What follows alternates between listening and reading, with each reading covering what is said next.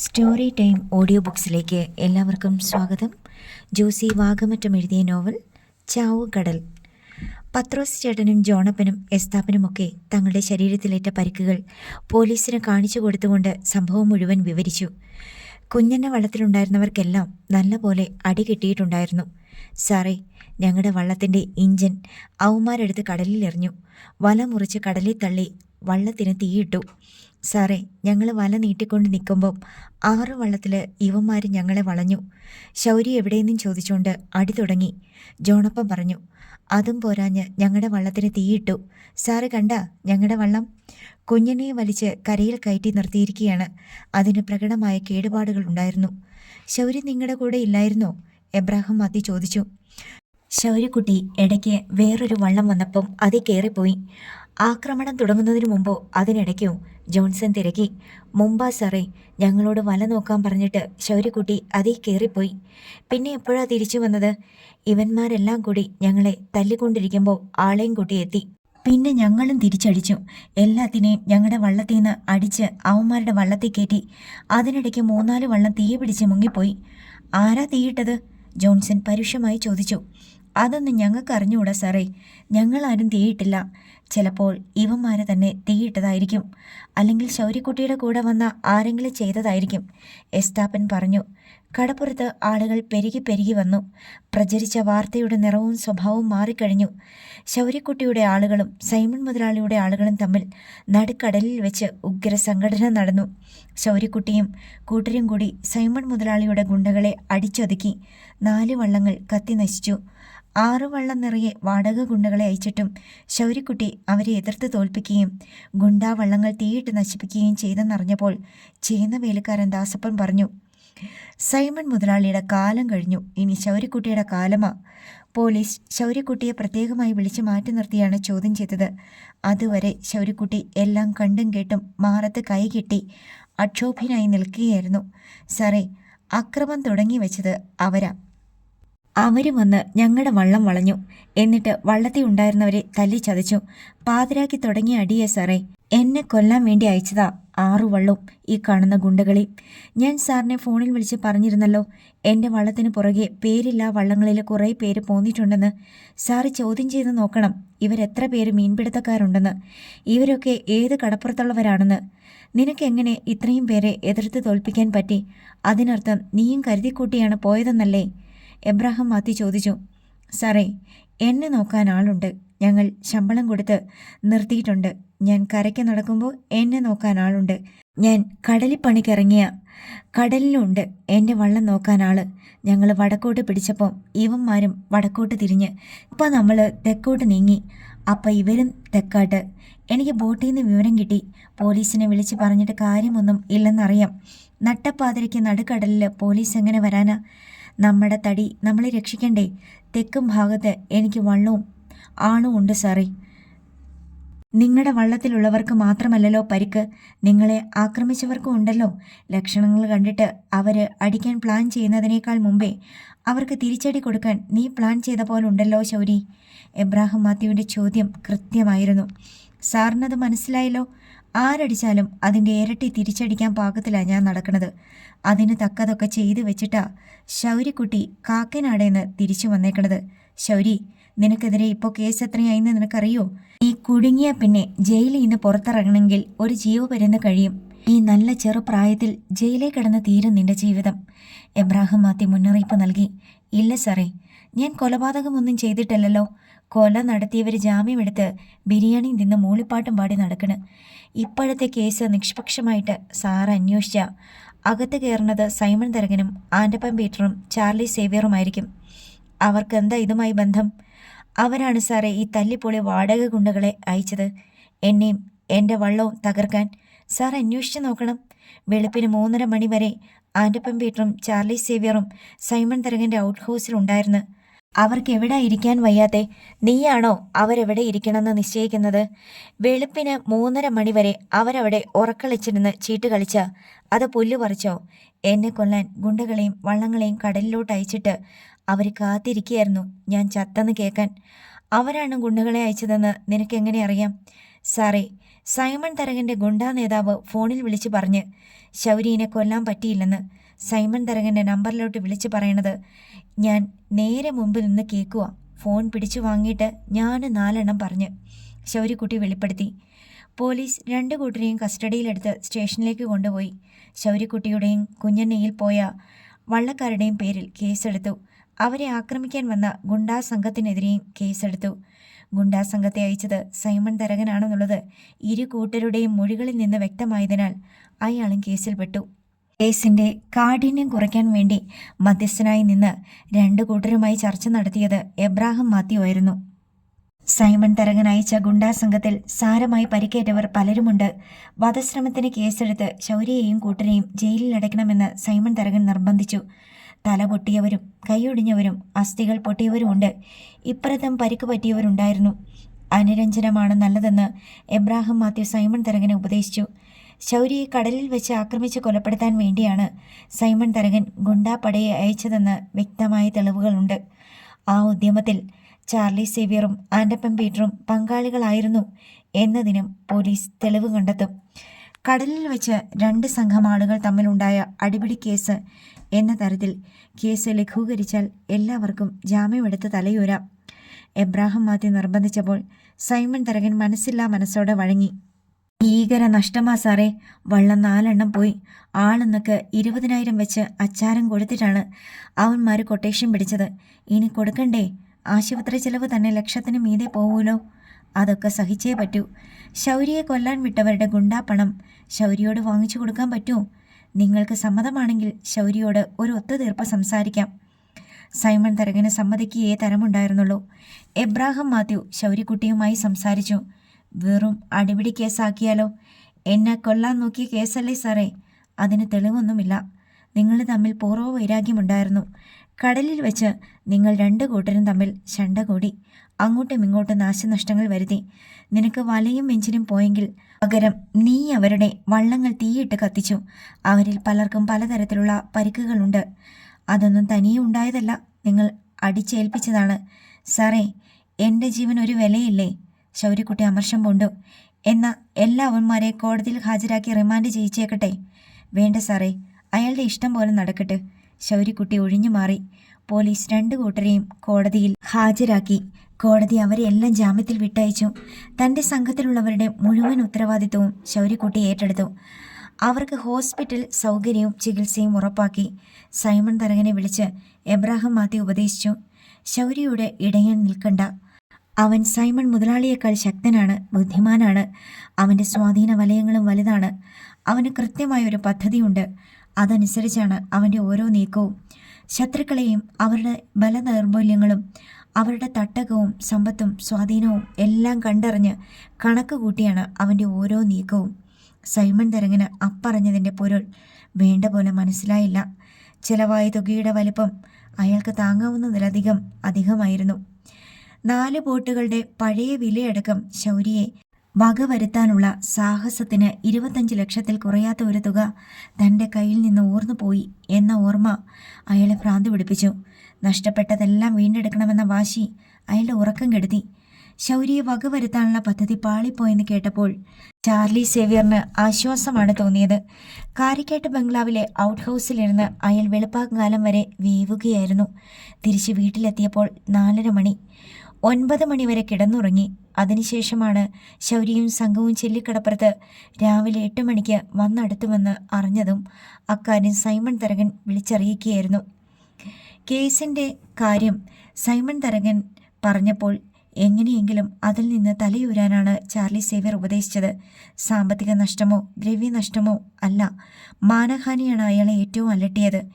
ഏതെങ്കിലും ഒരു കേസിൽപ്പെട്ട് റിമാൻഡ് ചെയ്യപ്പെടുന്നതും ജയിലിൽ പോകുന്നതും അയാൾക്ക് മരണത്തേക്കാൾ ഭയാനകമായി തോന്നി.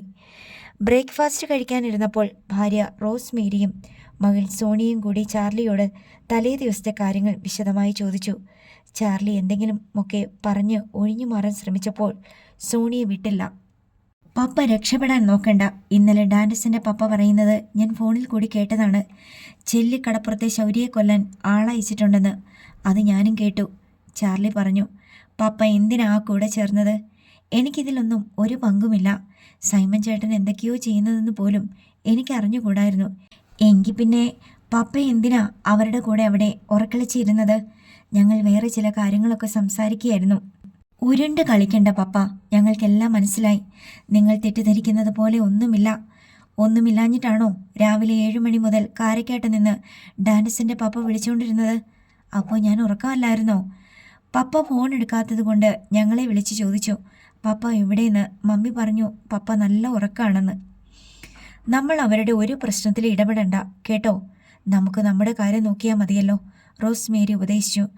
ആ ശൗരീന്ന് പേരുള്ള ആളിൻ്റെ കാര്യം എന്തായി പപ്പ? അയാളെ ആരെങ്കിലും എന്തെങ്കിലും ചെയ്തോ? എനിക്കറിഞ്ഞൂടാ, എന്നോടൊന്നും ചോദിക്കണ്ട. ചാർലി കുറച്ച് ദേഷ്യത്തിലാണ് പറഞ്ഞത്. ഉച്ച തിരിഞ്ഞപ്പോൾ ഒരു എൻഡവർ കാർ അറക്കൽ വീടിൻ്റെ തുറന്ന കിടന്ന ഗേറ്റ് കടന്ന് അകത്തേക്ക് കയറി നിന്നു. ചാർലി ചേർത്തലയ്ക്ക് പോകാൻ സ്വിച്ച് കീയും എടുത്ത് സിറ്റൗട്ടിലേക്ക് ഇറങ്ങി വരികയായിരുന്നു. പുറകെ സോണിയ റോസുമുണ്ട്. കറുകറുത്ത എൻഡവറിൽ വന്നിരിക്കുന്നത് ആരെന്നറിയാതെ അവർ ആകാംക്ഷയോടെ നോക്കി. ഡ്രൈവിംഗ് സീറ്റിൻ്റെ ഭാഗത്തെ ഡോർ തുറന്ന് ശൗര്യക്കുട്ടി ഇറങ്ങി. ചാർലി സേവ്യറിൻ്റെ മുഖത്ത് അമ്പരപ്പ് പടർന്നു. ശൗരി വന്ന് ബലമായി പിടിച്ചുകൊണ്ട് പോയേക്കുമോ എന്ന് ഭയന്നിട്ടെന്ന പോലെ സോണിയ കുറച്ചുകൂടി ചാർലിയോട് ചേർന്ന് നിന്നു. ശൗര്യക്കുട്ടി സിറ്റൗട്ടിന് നേർക്ക് നടന്നു ചെന്ന് ചാർലിയുടെ നേർക്ക് കൈ ചൂണ്ടി. എന്നെ കൊന്ന് എൻ്റെ ശവം കടലിൽ താഴ്ത്തിന്ന് കേൾക്കാൻ വേണ്ടി ഇന്നലെ രാത്രി കാരക്കാട്ട് ബംഗ്ലാവിൻ്റെ ഔട്ട് ഹൗസിൽ ഉറക്കളച്ച് കാത്തിരുന്നവനല്ലേ നിങ്ങൾ, അല്ലേടോ? ചാർലിക്ക് പെട്ടെന്നൊരു മറുപടി കിട്ടിയില്ല. എന്തെങ്കിലും പറയുന്നത് സൂക്ഷിച്ചു വേണമെന്ന് ചാർലിക്ക് ഇപ്പോൾ നന്നായിട്ടറിയാം. സൈമൺ തരകനും ആൻഡപ്പൻ സേവ്യറും നിങ്ങളും കൂടി എന്നെ കൊല്ലാൻ പ്ലാനിട്ടതെന്ന് എനിക്കറിയാം. എത്ര ലക്ഷം മുടക്കിയടോ താൻ? ഞാൻ പൈസയൊന്നും മുടക്കിയില്ല. മുഖത്ത് നോക്കി കള്ളം പറയല്ല. തന്നെ കൊണ്ട് സത്യം പറയിക്കാനൊക്കെ എനിക്കറിയാം. ശൗര്യക്കുട്ടിയുടെ ശത്രു പട്ടികയിലോട്ട് പേരെഴുതി ചേർത്താലുണ്ടല്ലോ, തൻ്റെയും തൻ്റെ കുടുംബത്തിൻ്റെയും നാശമാ. ഓർത്തോ എടോ. കാരക്കേട്ട് സൈമൺ തരകൻ പഠിച്ച പണി 18 പയറ്റിയിട്ട് ശൗര്യക്കുട്ടിയെ തറ പറ്റിക്കാൻ പറ്റിയിട്ടില്ല. പിന്നല്ലേ ചോര കണ്ട പേടിക്കണ അറയ്ക്ക ചാർലി. ശൗര്യക്കുട്ടിയോട് കളിക്കല്ല്, പറഞ്ഞേക്കാം.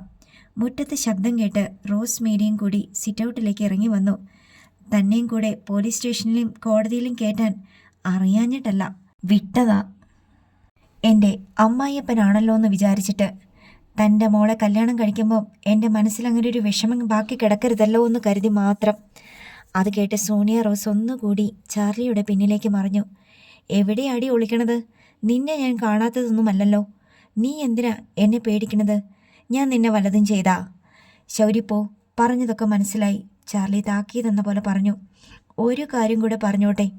നിങ്ങളുടെ മോളെ എനിക്ക് കെട്ടിച്ചു തരാനുള്ള തീയതി നിങ്ങൾ തന്നെ തീരുമാനിച്ചേക്കണം. എന്നിട്ട് എന്നെ വിവരം അറിയിച്ചാൽ മതി. ബാക്കി ഞാൻ വേണ്ടതുപോലെ ചെയ്തോളാം. നിങ്ങൾ തീരുമാനിക്കുന്നില്ലെങ്കിൽ ഞാൻ തന്നെ അങ്ങ് തീരുമാനിക്കും.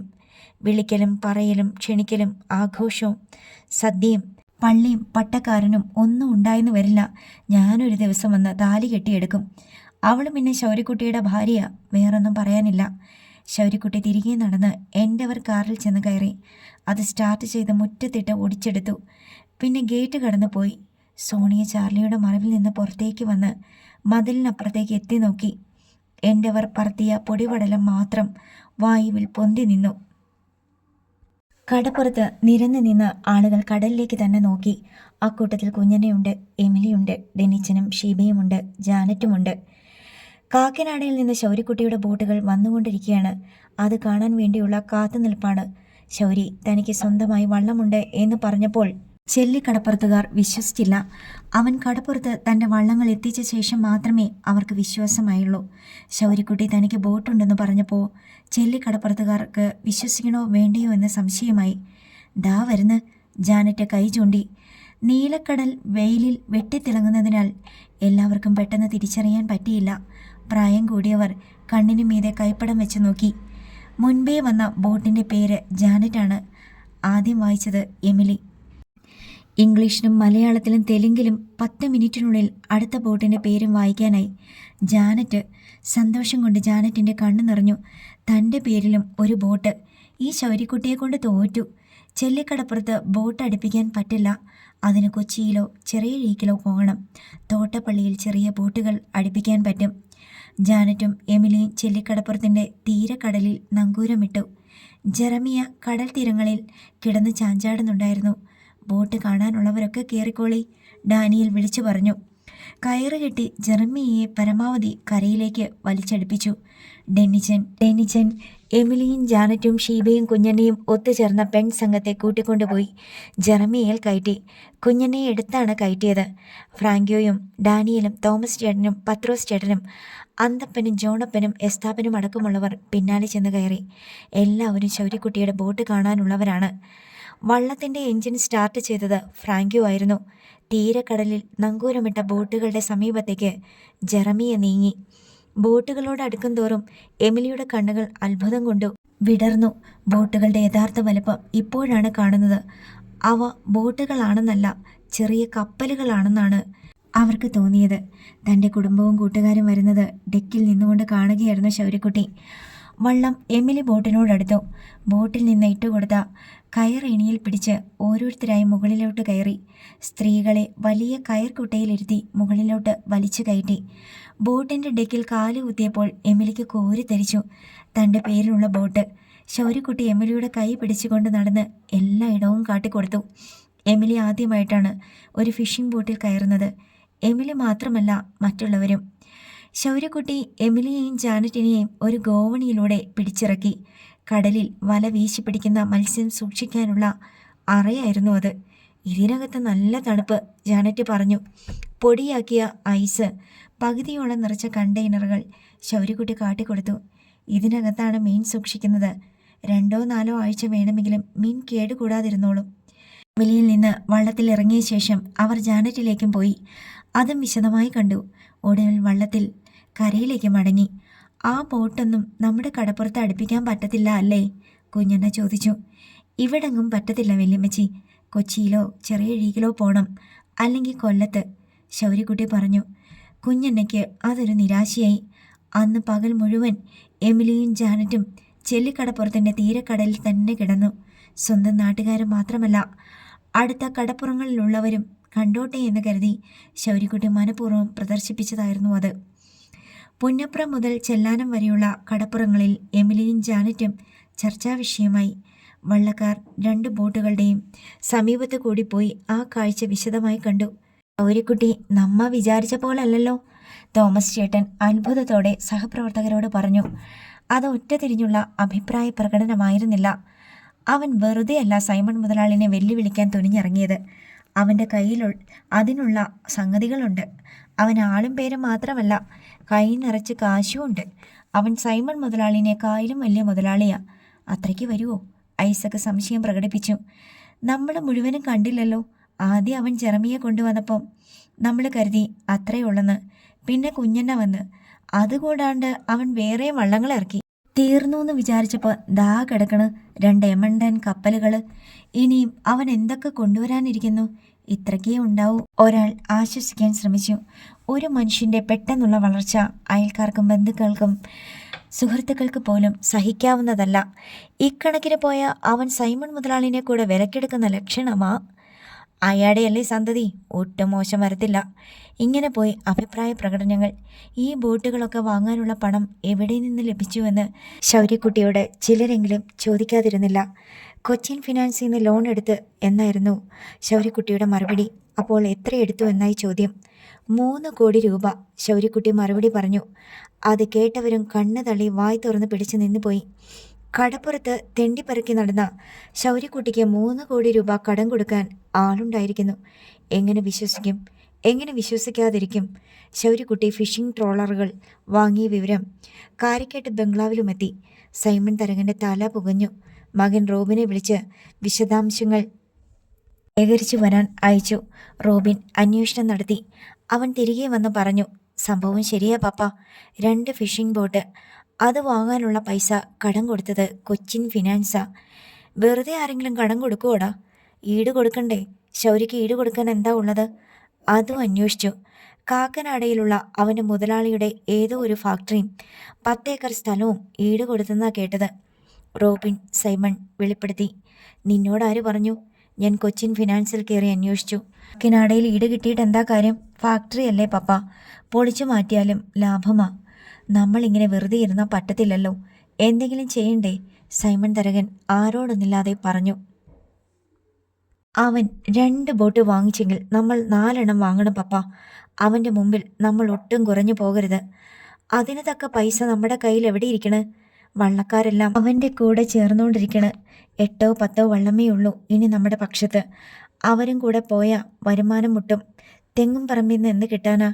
സകല തെങ്ങിനും കേടാണെന്ന് പറയണ കേട്ടു. കുറേ ഓലയും കോഞ്ഞാട്ടയും കിട്ടിയിട്ട് എന്തിനാ? കടലിലാണെങ്കിൽ പണി കുറവാ. അതിനിടയ്ക്ക് നമ്മുടെ 6 വള്ളമാ ആ തന്തയ്ക്ക് പിറക്കാത്തവൻ നശിപ്പിച്ചു കളഞ്ഞത്. സൈമൺ തരകൻ്റെ മനസ്സിൽ പരാജയബോധം വന്നു നിറഞ്ഞു. നമുക്കും ബോട്ട് വാങ്ങിയാലോ? ഇല്ലെങ്കിൽ നാണക്കേടാ. റോബിൻ സൈമൺ അത് അഭിമാന പ്രശ്നമായി എടുത്തു. ഞാനൊന്ന് അന്വേഷിക്കട്ടെ. എന്തെങ്കിലും ചെയ്യണം. അവൻ്റെ മുമ്പിൽ താഴാൻ പറ്റത്തില്ല. സൈമൺ തരകൻ കൊച്ചിൻ ഫിനാൻസിൽ പോയി അന്വേഷിച്ചു. ഹാർദവമായ സ്വീകരണമാണ് അയാൾക്ക് അവിടെ ലഭിച്ചത്. ബേബി കുരുവിള എഴുന്നേറ്റ് നിന്ന് ആദരിച്ചു. കുടിക്കാൻ ലെമൺ ജ്യൂസ് വാങ്ങിക്കൊടുത്തു. ശൗരി ഇവിടുന്ന് ലോൺ എടുത്തിട്ടുണ്ടോ? സൈമൺ തിരക്കി. ഏത് ശൗരി? ചെല്ലിക്കടപ്പുറത്തെ തൈമാമ്പറമ്പിലെ ആഞ്ചലോസിൻ്റെ ശൗരിക്കുട്ടി മുതലാളി. അവൻ എന്നാ മുതലാളിയായത്? പണമുള്ളവരെയല്ലേ മുതലാളിയെന്ന് വിളിക്കുക? ബേബി കുരുവിള പറഞ്ഞു. അവൻ്റെ കയ്യിൽ എത്ര പൈസ ഉണ്ടായാലും അവൻ മുതലാളിയാവത്തില്ല. പാരമ്പര്യം വേണം, ഭൂസ്വത്ത് വേണം, അന്തസ്സും പ്രതാപവും വേണം. ശൗര്യക്കുട്ടിക്ക് ഇപ്പോൾ 2 ഫിഷിംഗ് ബോട്ടുണ്ട്. അവിടെ ഏതോ സ്ഥലം വാങ്ങി ഐസ് ഫാക്ടറി പണിയാൻ പോകുന്നു. ഒരു മത്സ്യ സംസ്കരണ ഫാക്ടറിയും ഉടനെ തുറക്കും. വിദേശ രാജ്യങ്ങളിലേക്ക് മത്സ്യം കയറ്റി അയക്കാനുള്ള എക്സ്പോർട്ടിംഗ് ലൈസൻസ് ശൗര്യക്കുട്ടി എടുത്തു കഴിഞ്ഞു. 2 വർഷത്തിനകം ശൗര്യക്കുട്ടിയായിരിക്കും ഈ ഭാഗത്തെ മത്സ്യസമ്പത്ത് മുഴുവൻ കൈകാര്യം ചെയ്യുക. എൻ്റെ കുത്തകയായിരുന്നു അതെല്ലാം, സൈമൺ തരകൻ പറഞ്ഞു. എന്ന് പറഞ്ഞിട്ട് എന്താ കാര്യം? ശൗര്യക്കുട്ടിയുടെ വളർച്ച തടയാൻ ആർക്കെങ്കിലും പറ്റുമോ? അത് ശരിയുമല്ലല്ലോ. അവൻ ഇനിയും ലോൺ കൊടുക്കുന്നുണ്ടോ ഈ ബാങ്കിൽ നിന്ന്? 3 കോടി രൂപ കൂടി ശൗര്യക്കുട്ടി ചോദിച്ചിട്ടുണ്ട്. ഐസ് ഫാക്ടറിക്കും പീലിംഗ് ഫാക്ടറിക്കും കൂടി. അത് നിങ്ങൾ കൊടുക്കുമോ? തീരുമാനിച്ചിട്ടില്ല. 5 കോടി രൂപയാണ് ടോട്ടൽ എസ്റ്റിമേറ്റ്. കൊടുക്കുന്നത് കൊണ്ട് തെറ്റില്ലെന്നാണ് എനിക്ക് തോന്നുന്നത്. ശൗര്യക്കുട്ടിക്ക് ബിസിനസ് നടത്താൻ അറിയാം. കടം വാങ്ങാൻ ശൗരി ഈടായിട്ട് തന്നിരിക്കുന്നത് എന്താ? കാക്കനാടയിലെ ഒരു ഫാക്ടറി. അവിടെ പോർട്ടിനടുത്തുള്ള 10 ഏക്കർ സ്ഥലം. എല്ലാത്തിനും കൂടി 30 കോടിക്കടുത്ത് വില വരും. ചെല്ലിക്കടപ്പുറം എൻ്റെ കളിസ്ഥലമാണ്. ചെല്ലിക്കടപ്പുറത്ത് മാത്രമല്ല, മാരാരിയിലും ഓമനപ്പുഴയിലും അർത്തുങ്കലും ചെത്തിയിലുമെല്ലാം എനിക്ക് ബിസിനസ്സുണ്ട്. എനിക്ക് വള്ളങ്ങളുണ്ട്. പലയിടത്തും ഞാൻ തന്നെയാണ് തരകൻ. ചിലയിടത്ത് ബിനാമികളാ. ശൗര്യക്കുട്ടിക്ക് അതൊന്നും പ്രശ്നമല്ല. അയാൾ എല്ലാം പിടിച്ചെടുക്കും. അതിനുള്ള സാമർഥ്യമുണ്ട്. മാത്രമല്ല, ശൗര്യക്കുട്ടിക്ക് ശക്തനായ എതിരാളിയില്ല എന്നതാണ് സത്യം. ഞാൻ അവൻ്റെ എതിരാളിയാ, സൈമൺ തരകൻ പറഞ്ഞു. പക്ഷേ പറഞ്ഞിട്ട് കാര്യമില്ലല്ലോ. നിങ്ങളൊന്നും ചെയ്യാതെ കൈയും കെട്ടിയിരിക്കുമല്ലേ? ഞാനെന്ത് ചെയ്യണം പറ? സൈമൺ മുതലാളിൻ്റെ തട്ടകത്തിലല്ലേ ശൗര്യക്കുട്ടി കയറി കളിക്കണത്? നിങ്ങളുടെ ബിസിനസ് അല്ലേ അവൻ പിടിച്ചെടുത്തത്? അത് നിങ്ങൾ വിട്ടുകൊടുത്തു. ഞാനൊന്നും വിട്ടുകൊടുത്തിട്ടില്ല.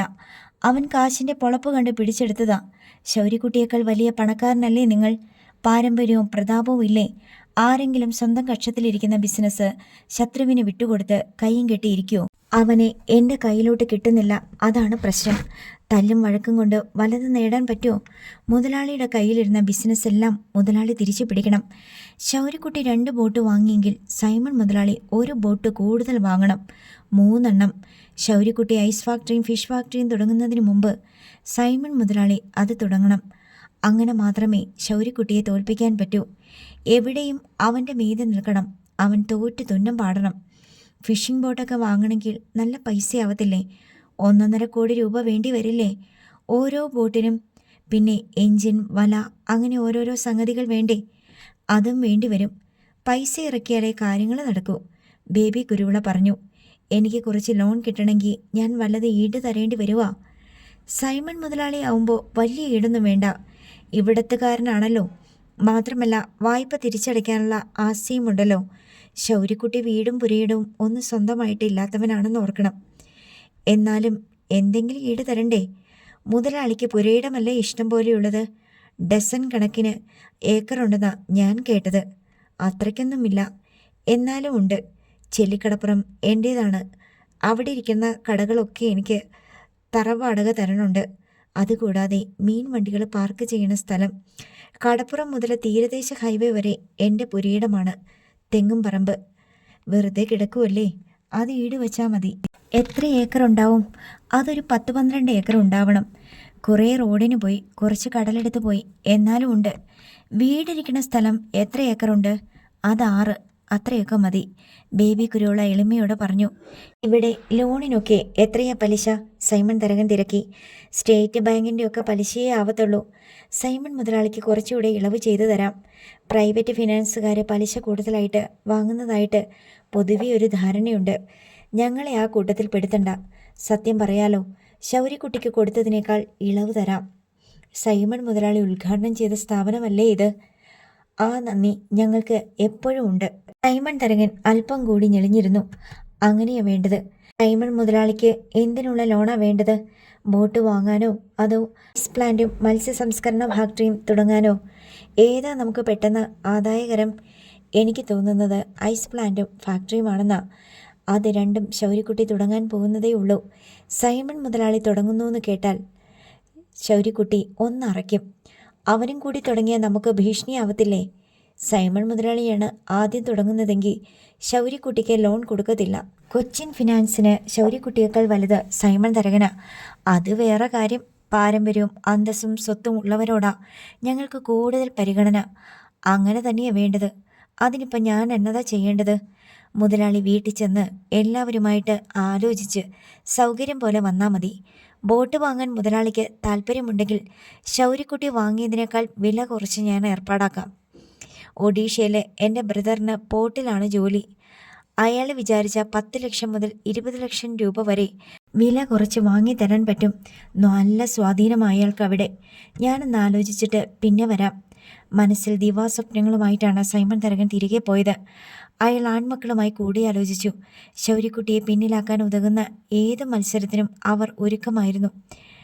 ഇത്തരം വ്യക്തിപരമായ പക വീട്ടിലുകൾക്ക് താല്പര്യമില്ലാതിരുന്ന ഡാൻഡസ് പോലും മറുത്ത ഒരക്ഷരം പറഞ്ഞില്ല. തൻ്റെ വയലിൻ സംഗീത നിശ അലമ്പാക്കിയവനാണ് ശൗരി എന്നവനറിയാം. അവൻ പ്രേമിക്കുന്ന പെണ്ണിനെ ബോധം കെടുത്തി ഓമനപ്പുഴ കടപ്പുറത്ത് കൊണ്ടുപോയി രാത്രി മുഴുവൻ കൈവശം വെച്ച് എന്തൊക്കെ ചെയ്തുവെന്നത് ഇപ്പോഴും ദുരൂഹമായി അവശേഷിക്കുന്ന സംഭവമാണ്. അത് മാത്രമല്ല, അവൻ അവളെ കല്യാണം കഴിക്കുമെന്ന് ഭീഷണി മുഴക്കിയിട്ടുമുണ്ട്. ബോട്ട് വാങ്ങുന്നതും നല്ലതാണ്. ഐസ് പ്ലാന്റും മീൻ ഫാക്ടറിയും തുടങ്ങുന്നതും നല്ലതാണ്. ഞാൻ കൊച്ചിയിൽ പോയി അങ്ങനത്തെ ഫാക്ടറികൾ കണ്ടിട്ട് വന്ന് ശരിക്കുള്ള വിവരം പറയാം. റോബിൻ സൈമൺ ഉത്സാഹത്തിൽ പറഞ്ഞു. റോബിൻ സൈമൺ ചന്തരൂരിലും അഴൂരിലും പോയി മത്സ്യ സംസ്കരണ ഫാക്ടറികൾ സന്ദർശിച്ചു. കയറ്റുമതി ചെയ്യുന്ന സ്ഥാപനങ്ങളുമായി ബന്ധപ്പെട്ട് അവയുടെ പ്രവർത്തനങ്ങൾ മനസ്സിലാക്കി.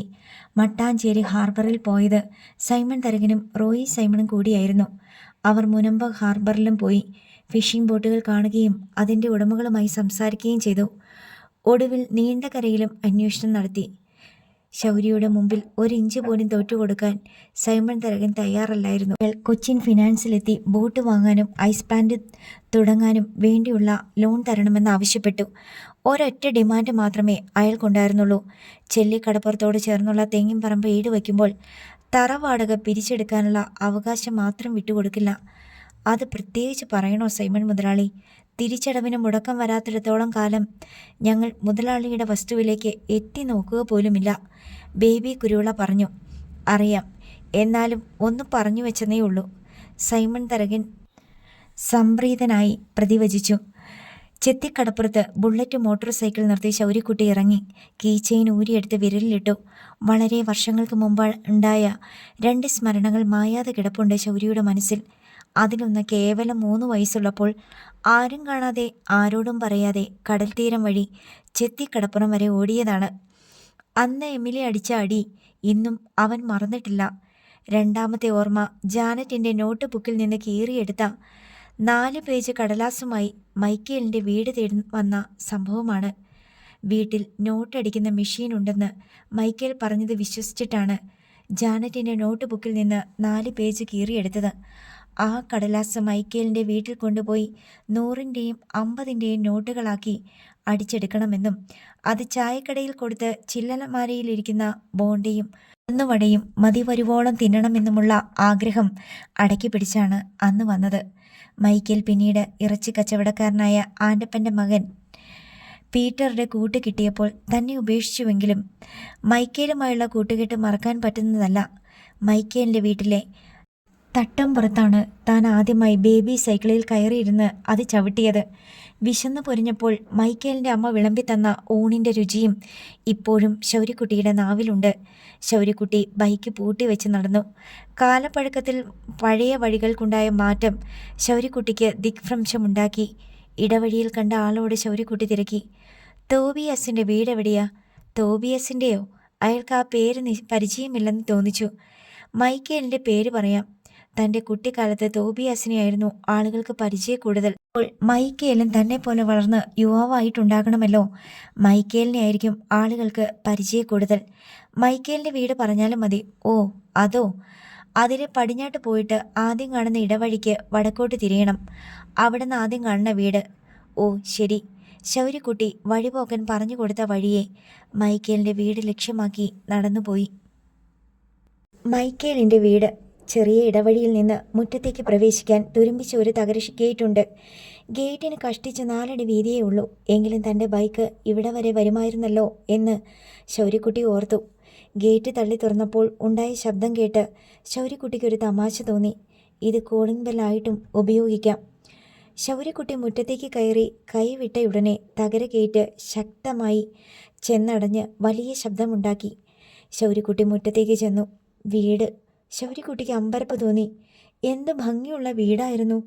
കാലപ്പഴക്കത്തിൽ ദ്രവിച്ച് നിറം കെട്ട് പുറം ചുവരുകളിലെ സിമൻ്റ് അടർന്ന് മുഷിഞ്ഞ് ഇറയത്തെ ഓടുകൾ ഇളകിയടർന്ന് മേൽക്കൂരയിൽ ചില ഓടുകൾ പൊട്ടിയ ഭാഗത്ത് നീല ടാർപോളിൻ തിരുകി നാശോന്മുഖമായ ഭവനം. ശൗര്യക്കുട്ടി മുൻവരാന്തയുടെ നേർക്ക് ചെന്നു. അവിടെ സിമൻ്റിട്ട അരഭിത്തി പലയിടത്തും പൊട്ടിപ്പൊളിഞ്ഞിട്ടുണ്ടായിരുന്നു. മുൻവാതിൽ തുറന്നു കിടക്കുകയാണ്. മെലിഞ്ഞ യുവാവ് വരാന്തയിലേക്ക് വന്നു. ശൗര്യക്കുട്ടി അയാളെ സൂക്ഷിച്ചു നോക്കി. മൈക്കേലിൻ്റെ പഴയ രൂപം ഓർമ്മയിൽ വന്നു. എന്തെങ്കിലും രൂപസാദൃശ്യമുണ്ടോ? മൈക്കേൽ അല്ലേ ഇത്? ശൗര്യക്കുട്ടിക്ക് മനസ്സിലായി. ആരാ? വരാന്തയിലേക്ക് ഇറങ്ങി വന്ന യുവാവ് ചോദിച്ചു. എന്നെ മനസ്സിലായില്ലേ? ശൗര്യക്കുട്ടി ചിരിച്ചു. എനിക്ക് മനസ്സിലായില്ലല്ലോ. മറ്റേയാൾ നെറ്റിച്ചുളിച്ചു. ഒന്നുകൂടെ സൂക്ഷിച്ചു നോക്കിക്കേ. മറ്റേയാൾ മനസ്സിലായില്ലെന്ന് തലയാട്ടി. മൈക്കിളെ, ഞാൻ പഴയൊരു കൂട്ടുകാരനാ. മൈക്കേലിന് അതിശയമായി. ആഗതൻ തൻ്റെ പേര് വിളിക്കുന്നു. സ്കൂളിൽ പഠിക്കുമ്പോൾ നമ്മൾ തോളെ കൈയിട്ടുകൊണ്ട് നടന്നിട്ടുണ്ട്. മൈക്കേലിൻ്റെ മനസ്സിൽ പല രൂപങ്ങളും നിരന്നു. ശൗര്യക്കുട്ടിയാണോ? ആ, ശൗര്യക്കുട്ടി തന്നെ. മൈക്കേൽ അവനെ അടിമുടി നോക്കി. എന്തൊരു മാറ്റം! വിരിഞ്ഞ നെഞ്ചും നീണ്ട ബലിഷ്ഠമായ കൈകാലുകളും വലിയ കഴുത്തും ദീർഘചതുരാകൃതിയിലുള്ള മുഖവുമായി ഒരു 6 അടി പൊക്കക്കാരൻ. പഴയ ശൗര്യക്കുട്ടി പൊക്കം കുറഞ്ഞ് അല്പക്കാലത്ത് ചെറിയ കോങ്ങനോട് കൂടിയ കൊച്ചുകുട്ടിയായിരുന്നു. നീ എന്നെ ഓർക്കണുണ്ടോ? ആ, എനിക്കിപ്പോൾ മനസ്സിലായി. എങ്ങനെ മനസ്സിലായി? ഞാൻ പറഞ്ഞപ്പോഴല്ലേ. നിനക്ക് ഒരുപാട് മാറ്റം വന്നല്ലോ. കണ്ടാൽ ആർക്കും തിരിച്ചറിയാൻ പറ്റത്തില്ല. നിന്നെ കണ്ട ഒരു കൊച്ചു മുതലാളിനെ പോലുണ്ട്. പക്ഷേ നീ അങ്ങ് മെലിഞ്ഞു പോയല്ലോടാ. നീ അന്നൊക്കെ എത്ര സുന്ദരക്കുട്ടപ്പനായിരുന്നല്ലോ. ശൗര്യക്കുട്ടി പറഞ്ഞു. പ്രായമായപ്പോൾ എൻ്റെ കോല ഇങ്ങനെയായിപ്പോയി. നിന്റെ വീടെന്താടാ ഇങ്ങനെ? പണ്ടത്തെ എല്ലാ വീടുകളും പുതുക്കി പണിത്. ഇതിങ്ങനെ ഐശ്വര്യം കെട്ട വീട് പോലെ. അതൊന്നും പറയാതിരിക്കുക ഭേദം. എന്നാലും ശൗര്യക്കുട്ടി, നീ എന്നെ മറന്നില്ലല്ലോ. എടാ, നമ്മളൊന്നിച്ച് എത്ര കൂട്ടായിട്ട് നടന്നതാ. മറക്കാൻ പറ്റുമോ? 10-12 വർഷം മുമ്പ് നിന്നെപ്പറ്റി ഒരു വാർത്ത കേട്ടായിരുന്നു. നിന്നെ സൈമൺ മുതലാളി തല്ലിക്കൊന്ന് പുറം കടലിൽ താത്തിന്ന്. അന്ന് കുറേ കേസും പ്രകടനവും പോലീസ് അന്വേഷണവും ഒക്കെ ഉണ്ടായല്ലോ. നീ മരിച്ചു പോയല്ലോ എന്ന് ഓർത്തപ്പം എനിക്ക് ഭയങ്കര വിഷമമായിരുന്നു. ഞാൻ തിരിച്ചു വന്ന വിവരം നീ അറിഞ്ഞില്ലായിരുന്നോ? കേട്ടു. നീ വലിയ പൈസക്കാരനായിട്ടാ തിരിച്ചു വന്നതെന്നും വള്ളങ്ങളൊക്കെ വാങ്ങിയെന്നും ഇറച്ചി വെട്ടുകാരൻ ആൻ്റപ്പൻ ചേട്ടൻ്റെ മോളെ വിളിച്ചിറക്കി കൊണ്ടുപോയി നിന്റെ ചേട്ടന് കെട്ടിച്ചു കൊടുത്തെന്നും ഒക്കെ കേട്ടു. എന്നിട്ടും നിനക്കൊന്നും വരാൻ തോന്നിയില്ലല്ലോടാ. ചെല്ലിക്കടപ്പുറത്തോട്ട് ഇവിടുന്ന് എത്ര ദൂരമുണ്ട്? വരണം എന്നൊക്കെ ഓർത്തതാ. പിന്നെ വിചാരിച്ചു നീ എന്നെയൊക്കെ മറന്നു കാണുന്നു. നീ കയറിയിരിക്കാൻ പോലും പറഞ്ഞില്ലല്ലോ. നീ എന്നാ കൂട്ടുകാരനാ? കയറി വാ. നീയാണെന്ന് പറഞ്ഞപ്പോൾ ഞാനതൊക്കെ മറന്നു. ഞാനൊരിക്കലും വിചാരിച്ചില്ല നീ എന്നെ കാണാൻ വരുന്ന്. ബാ. മൈക്കേൽ ക്ഷണിച്ചു. ശൗര്യക്കുട്ടി വരാന്തയിലേക്ക് കയറി. പണ്ട് കണ്ണാടി പോലെ തിളങ്ങിക്കിടന്ന റെഡ് ഓക്സൈഡ് ഇട്ട് മിനുക്കിയ തിണ്ണ ഇപ്പോൾ വിണ്ടുകീറിയും അവിടെ ദ്രവിച്ചും നിറം കെട്ടി നിൽക്കുന്നു. ഈ വീടിന് അറ്റകുറ്റപ്പണിയൊന്നും ചെയ്തിട്ടില്ലല്ലോ. നീ കല്യാണം കഴിച്ചില്ല അല്ലേ? ഇല്ല. എങ്ങനെ മനസ്സിലായി? വീട്ടിലൊരു കല്യാണം നടക്കുമ്പോഴെങ്കിലും വീടൊന്നും മോടി പിടിപ്പിക്കുമല്ലോ. നിന്റെ മമ്മിയും പപ്പയൊക്കെ എവിടെയാ? മമ്മി ഇവിടെ തന്നെയുണ്ട്. പപ്പ പോയി. ശൗര്യക്കുട്ടി. ആഹാ, അത്രയ്ക്ക് പ്രായമൊന്നും ഇല്ലായിരുന്നല്ലോ. എൻ്റെ അമ്മയെക്കായാലും ഇളയതല്ലേ നിൻ്റെ പപ്പ? ഹാർട്ട് അറ്റാക്ക് ആയിരുന്നു. ഒരു ദിവസം രാത്രി ചോറുണ്ടിട്ട് കിടന്നതാ. രാവിലെ മമ്മി വിളിച്ചിട്ട് എണീറ്റില്ല. അത് ഭയങ്കര കഷ്ടമായി പോയല്ലോടാ. എത്ര വർഷം മുമ്പാ? 6-7 കൊല്ലമായി. ഞാൻ +2 പഠിച്ചുകൊണ്ടിരിക്കുമ്പോഴാ. ആഹാ, എന്നിട്ട് നീ കസേരയിലോട്ടിരിക്കെ. മൈക്കേൽ വരാന്തയുടെ മൂലയ്ക്ക് കിടന്ന നിറം മങ്ങിയ നരച്ച പ്ലാസ്റ്റിക് കസേര എടുത്തുകൊണ്ടുവന്ന് ശൗര്യക്കുട്ടിക്ക് ഇരിക്കാൻ പാകത്തിൽ വെച്ചു കൊടുത്തു. ശൗര്യക്കുട്ടി ഇരുന്നു. നീ ഇപ്പം എന്നാ ചെയ്യുക? എന്നതാ നിന്റെ ജോലി? ഈ വീട് കണ്ടിട്ട് എനിക്ക് തോന്നിയത് നിനക്ക് കഷ്ടപ്പാടാണെന്നാ. ഞാൻ വല്ലപ്പോഴും കടലിപ്പണിക്ക് പോവും. അത് എന്നും പോകാൻ പറ്റത്തില്ല. പോയാലും ചിലപ്പോൾ വെറും കൈയോടെ തിരിച്ചു വരുന്നത്. ശൗര്യക്കുട്ടിക്കും അറിയാലോ കടലിൽ വറുതിയാണെന്ന്. എടാ മൈക്കലേ, നിനക്ക് വേറെ ജോലിയൊന്നും കിട്ടിയില്ലേ? നീ അത്രയൊക്കെ പഠിച്ചതാണല്ലോ.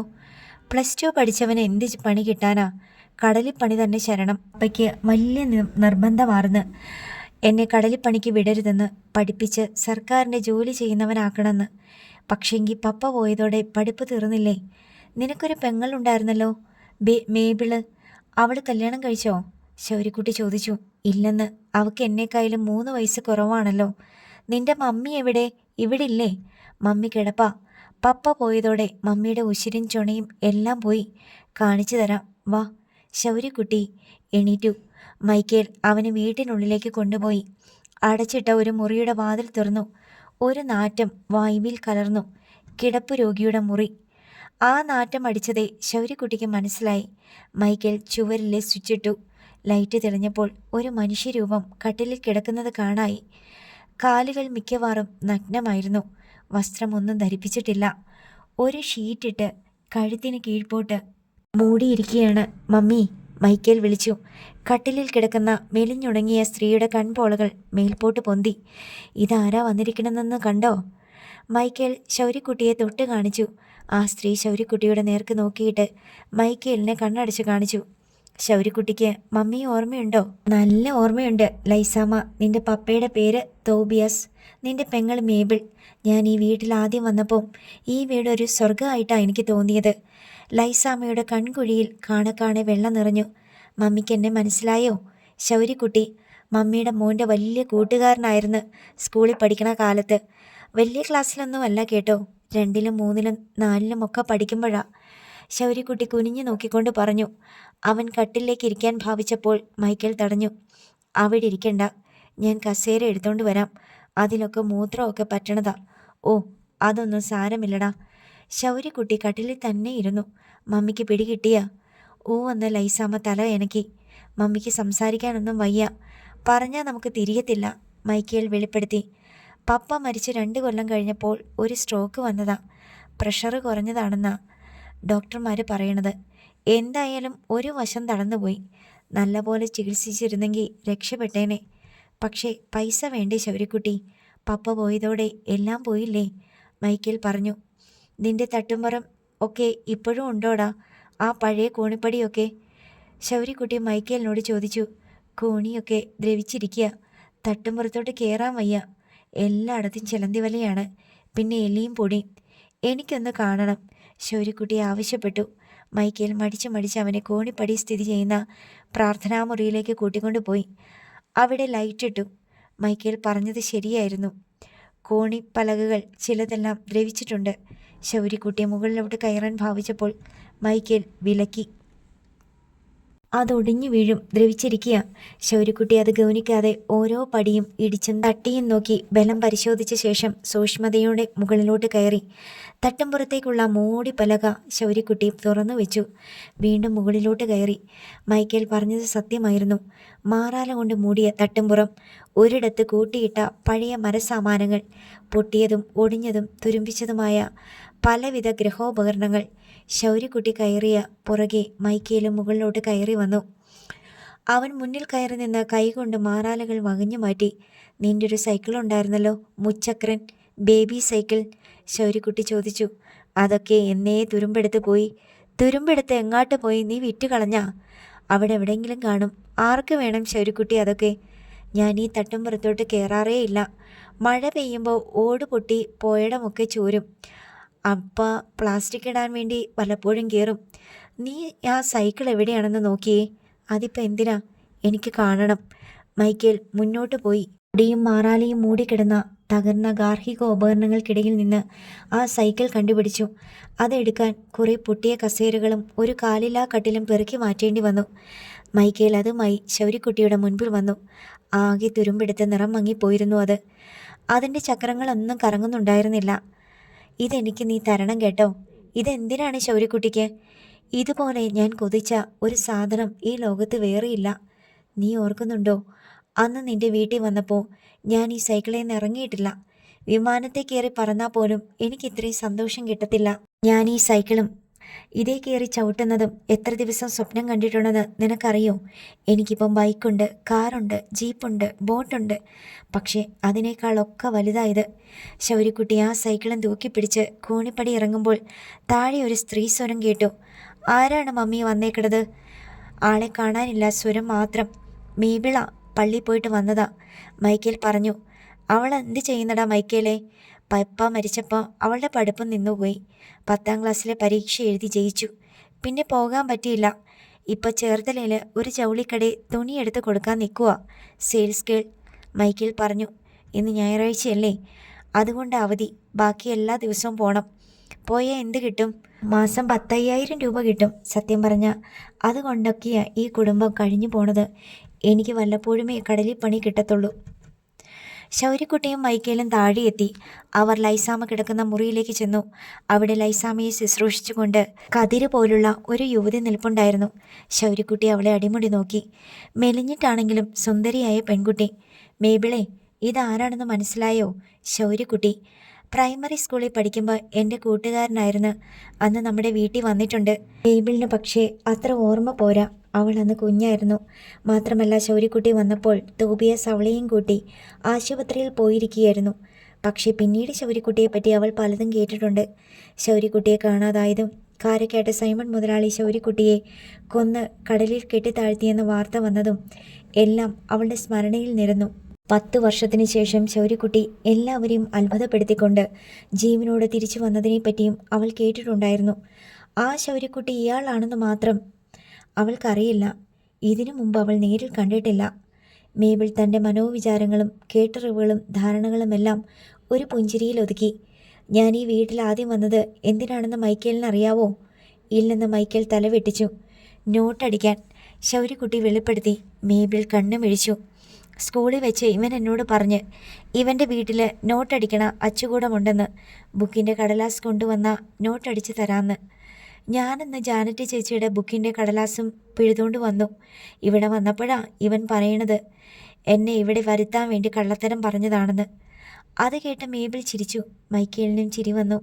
മേബിളെ, കട്ടൻ ചായ കൊടുക്ക് ശൗര്യക്കുട്ടിക്ക്, മൈക്കേൽ പറഞ്ഞു. ഒന്നും വേണ്ട, നീ സൈക്കിൾ ഉണ്ടെങ്കിൽ എടുത്തോണ്ട് പോകാൻ വേണ്ടി വന്നതാ. പിന്നെ മൈക്കേലിനെ ഒന്ന് കാണണമെന്ന് തോന്നി. എൻ്റെ ജീവിതത്തിലെ ആദ്യത്തെ കൂട്ടുകാരനാ മൈക്കേൽ. എൻ്റെ സ്വന്തമാണെന്നാണ് ഞാൻ അന്നൊക്കെ വിചാരിച്ചുകൊണ്ടിരുന്നേ. എത്ര വലുതായാലും വയസ്സായാലും മൈക്കേൽ എൻ്റെ കൂടെ ഉണ്ടാവും. മൈക്കേലിനെ പിരിഞ്ഞ് എനിക്കൊരു ജീവിതമില്ല. അതിനുവേണ്ടി ഞാൻ കല്യാണം പോലും കഴിക്കില്ല. അങ്ങനെയൊക്കെ വിചാരിച്ചിരുന്ന ഒരു കാലം. രാത്രി മൈക്കേലിനെ വിചാരിച്ചുകൊണ്ടാണ് ഉറങ്ങണത്. രാവിലെ മൈക്കേലിനെ ഓർത്തുകൊണ്ടാണ് കണ്ണ് തുറക്കണത്. രാത്രി മൈക്കേലിനെയാണ് സ്വപ്നം കാണുന്നത്. മൈക്കേൽ അത്ഭുതത്തോടെ ശൗര്യക്കുട്ടിയെ നോക്കിക്കൊണ്ട് നിന്നു. അതിലേറെ ആശ്ചര്യത്തിൽ മേബിളും. പക്ഷേ 4ാം ക്ലാസ്സിലോട്ട് ജയിച്ചപ്പോൾ മൈക്കേൽ വേറൊരു ക്ലാസ്സിലായി. മൈക്കേലിന് വേറൊരു കൂട്ടുകാരനെ കിട്ടി. കശാപ്പുകാരൻ ആൻഡപ്പൻ പീറ്ററിൻ്റെ മകൻ പീറ്റർ. മൈക്കേൽ പീറ്ററിൻ്റെ തോളത്ത് കൈയിട്ടുകൊണ്ട് നടന്നു. മൈക്കേലിന് എന്നെ കാണണ്ട, എന്നോട് മിണ്ടണ്ട. എത്ര രാത്രി ഞാൻ വീട്ടിൽ കിടന്ന് കരഞ്ഞ് എനിക്ക് മരിച്ചാൽ മതിയെന്ന് തോന്നി. പീറ്ററായിരുന്നു അന്നത്തെ എൻ്റെ ഏറ്റവും വലിയ ശത്രു. എനിക്ക് അവനെ കൊല്ലണമെന്ന് തോന്നി. പീറ്ററുമായിട്ട് അടിയുണ്ടാക്കിയതും പിന്നെ സ്കൂളിൽ പോകാതിരുന്നതും ഒക്കെ മൈക്കേലിനോടുള്ള എൻ്റെ സ്നേഹം കൊണ്ടാണ്. വല്ലായ്മ കൊണ്ട് മൈക്കേലിൻ്റെ ശിരസ് താണു. എൻ്റെ ഒരേ ഒരു കൂട്ടുകാരനെ തട്ടിയെടുത്തവനോട് എനിക്കെന്ന് തോന്നിയ പക ഇന്നും തീർന്നിട്ടില്ല. അത് വേറെ കാര്യം. ശൗര്യക്കുട്ടി ചിരിച്ചിട്ട് മേബിളിനെ നോക്കി. അവളുടെ മുഖത്ത് പുഞ്ചിരിയല്ല, സങ്കടമാണ്. ശൗര്യക്കുട്ടി മടിയിൽ നിന്ന് 2000-ൻ്റെ പൊട്ടിക്കാത്ത ഒരു കെട്ട് നോട്ടെടുത്ത് ലൈസാമയുടെ ഇനിയും തളരാത്ത വലത് കൈ പിടിച്ച് അതിൽ വെച്ചു കൊടുത്തു. ഇതിരിക്കട്ടെ. എന്നിട്ട് മൈക്കേലിനോട് പറഞ്ഞു, മമ്മീനെ ചികിത്സിക്കണം. വേണ്ട വേണ്ടാന്ന് ലൈസാമ്മ കണ്ണീരോടെ കൈ വീശിക്കാട്ടി. മമ്മി ഒരു വിഷമവും വിചാരിക്കണ്ട. ഞാനന്ന് വിശന്ന് പൊരിഞ്ഞ് ഇവിടെ വന്നപ്പോൾ മമ്മി എന്നെ വിളിച്ച് സ്വന്തം മകൻ്റെ കൂടെ ഇരുത്തി വിളമ്പി തന്ന ചോറും കറിയും ഉണ്ടല്ലോ, അത്രയും രുചിയായിട്ടൊരു ഭക്ഷണം ഞാൻ അതിനു മുമ്പ് കഴിച്ചിട്ടില്ല. അതിനുശേഷവും കഴിച്ചിട്ടില്ല. ഇവിടുന്ന് പോയ ശേഷം കുറേ നാൾ എൻ്റെ ആഗ്രഹം എന്തായിരുന്നെന്ന് അറിയാവോ? മൈക്കേലിനെ പോലെ എനിക്കും ഈ വീട്ടിൽ ജനിച്ചാൽ മതിയായിരുന്നെന്ന്. മേബിളിൻ്റെ കണ്ണ് നിറഞ്ഞിട്ട് അവൾ അടുത്ത മുറിയിലേക്ക് പോയി. മൈക്കിൾ നിറ കണ്ണുകളോടെ തല താഴ്ത്തി നിന്നു. പോട്ടേടാ മൈക്കിളെ, ഇനിയും വരാൻ നമുക്ക്. മമ്മിയെ ചികിത്സിക്കണ്ടേ, ഈ വീട് പുതുക്കി പണിയണ്ടേ, മേബിളിനെ കല്യാണം കഴിപ്പിക്കണ്ടേ? സാരമില്ലടാ, എല്ലാം നടക്കും. നീ വേറൊന്നും വിചാരിക്കണ്ട. നിന്നെപ്പോലൊരു കൂട്ടുകാരനെ അന്നും ഉണ്ടായിട്ടില്ല, ഇന്നുമില്ല. പോട്ടെ. ശൗര്യക്കുട്ടി ഇറങ്ങി നടന്നുപോയി. മൈക്കേൽ ലൈസാമ കിടക്കുന്ന കട്ടിലിലേക്കിരുന്നു. കണ്ണുനീർ ഇറ്റ് വീഴാൻ തുടങ്ങിയപ്പോൾ അവൻ കൈപ്പട കൊണ്ട് കണ്ണു മറച്ച് കുനിഞ്ഞിരുന്നു. അടുത്ത ഭാഗം നാളെ.